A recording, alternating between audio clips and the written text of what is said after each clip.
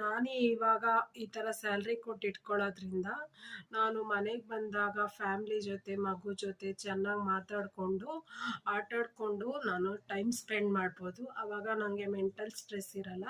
ಇದರಿಂದ ನಾನು ಕೆಲಸದವ್ರಿಗೆ ಸ್ವಲ್ಪ ಸಂಬಳ ಕೊಡೋದ್ರಿಂದ ನನ್ನ ಸ್ಯಾಲ್ರಿಯಲ್ಲಿ ನನ್ನ ಮುಂದಿನ ವಿದ್ಯಾಭ್ಯಾಸದ ಕಡೆ ನಾನು ಗಮನ ಕೊಡ್ಬೋದು. ಸೊ ನಾನು ಮುಂದೆ ಆಫೀಸಲ್ಲಿ ಮುಂದಿನ ಲೆವೆಲ್ಗೆ ನಾನು ಟ್ರೈ ಮಾಡ್ಬೋದು ಪ್ರಮೋಷನ್ ಕಡೆ. ಆದಷ್ಟು ಬೇಗ ನನ್ನ ಸೆಲ್ಫ್ ಇಂಪ್ರೂವ್ಮೆಂಟ್ ಸೆಲ್ಫ್ ಗ್ರೋತ್ ಕಡೆಗೆ ನಾನು ಇಂಟ್ರೆಸ್ಟ್ ಕೊಡ್ತಾ ಹೋಗ್ಬೋದು, ಗಮನ ಕೊಡ್ತಾ ಹೋಗ್ಬೋದು.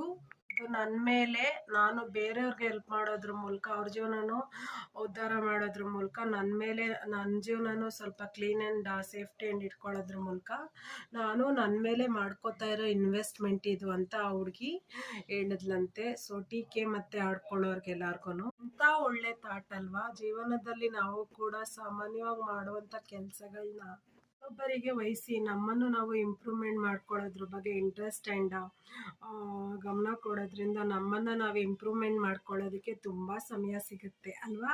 ಒಂದು ಒಳ್ಳೆ ವಿಚಾರ. ಸೊ ಈ ವಿಚಾರನ ಈಗಿನ ಟ್ರೆಂಡ್ ಜಾಬ್ಗೆ ಹೋಗೋ ಹುಡುಗಿರೆಲ್ಲ ಯೋಚನೆ ಮಾಡ್ತಾರೆ ಅಂತ ಭಾವಿಸ್ತಾ ಇದೊಂದು ಒಳ್ಳೆ ಥಾಟ್ನ ನಿಮ್ಮ ಮನ್ಸಿಗೆ ನಾನು ಹಾಕ್ತಾ ಸೊ ಇನ್ನೊಂದು ವಿಡಿಯೋದಲ್ಲಿ ನಾನು ನಿಮ್ಮನ್ನು ಭೇಟಿ ಆಗ್ತೀನಿ. ಅಲ್ಲಿವರೆಗೂ Suma signing off from Suma.Chummi channel. Thank you. Bye. Take care.